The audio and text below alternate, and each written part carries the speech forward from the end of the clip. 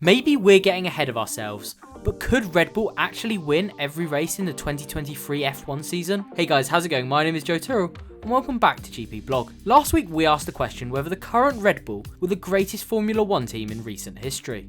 People are talking about Max Verstappen winning every race. It looks like they could go one better than last season, with Perez and Verstappen simply emphatic in Bahrain. Given their current form and record in recent years, does that make them the most dominant sports team in F1 history? Although we fairly comfortably dismissed that, we did stress that it could all change over the course of this season. The idea that Red Bull could win every race this season has been floated around, given their ridiculously dominant start to the F1 season. Not only does Max Verstappen look dominant, but Sergio Perez is so far clear of the rest of the field as well, which has made this subject all the more relevant. Today we're going to take a dive into some of the reasons why they could complete the perfect season and what's stopping them from doing the impossible. Let's start with the obvious. Red Bull are miles in front of anyone. They look the best in all departments. Aero package, they've always been excellent. With the genius of Adrian Newey, they create the best car in the department pretty much every year. Where they've maybe slipped up in recent times is with their engine. Whether that be Honda or Renault before that, they've not actually been able to live with the power of Mercedes or Ferrari. However, that seems very different now,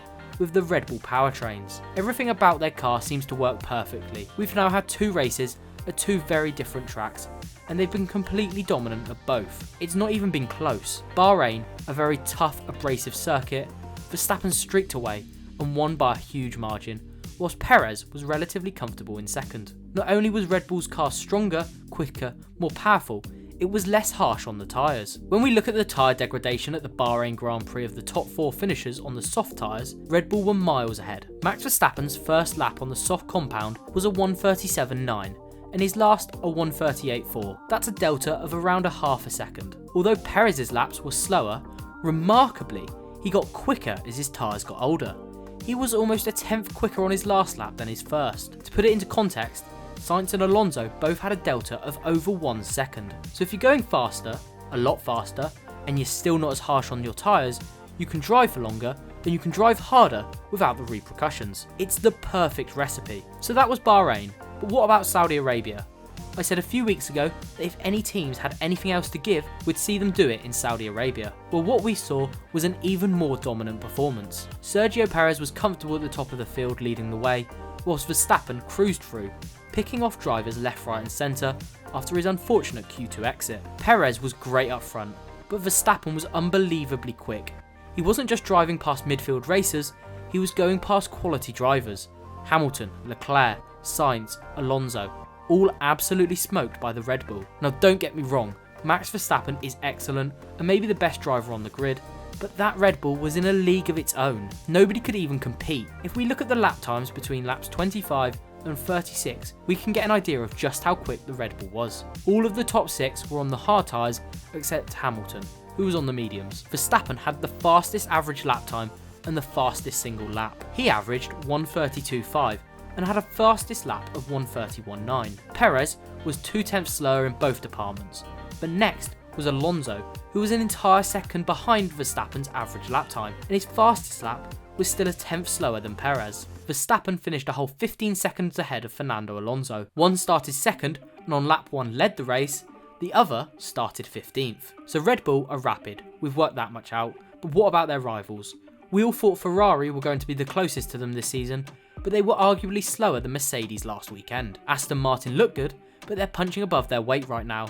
And Mercedes, well, we all know their struggles and they aren't going to be rectified in a hurry. So all the information so far points to Red Bull being much more dominant than last season. What's stopping them? Well, history says it's impossible to win every race in an F1 season.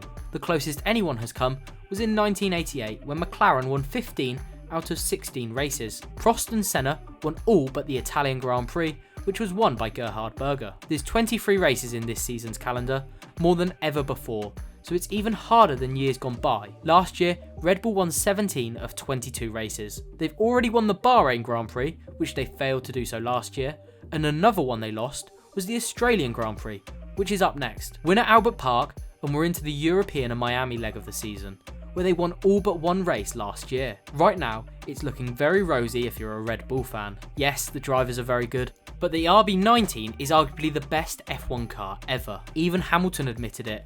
He said it was faster than anything Mercedes ever produced during their reign, saying, "When we were fast, we weren't that fast. That is the fastest car I have seen compared to the rest." Interestingly, Toto Wolff didn't agree and felt Mercedes were just as strong in their glory years. One thing working against Red Bull is that the development on their car might be limited. They already have less wind tunnel time than everyone else, plus 10% less for breaching budget cap rules in 2021. In fact, Aston Martin have 50% more wind tunnel time, which is quite a lot. So development on their car might be less, emphasis on might, but by the time the others catch up, it could be too late. So back to our question, could Red Bull win every race this season? Well, I seem to be saying this a lot lately, but only time will tell. It's a long season, the longest ever, but when you approach each race weekend, it's hard not to pick Red Bull for a 1-2, let alone the race win. And with each race they tick off, it's becoming more and more of a realistic possibility, even if we are only 2 races in. So I've gone on long enough about Red Bull's dominance, so if you're new around here, don't forget to hit the like button, but most importantly, subscribe if you're new. But from me, I'll catch you next time.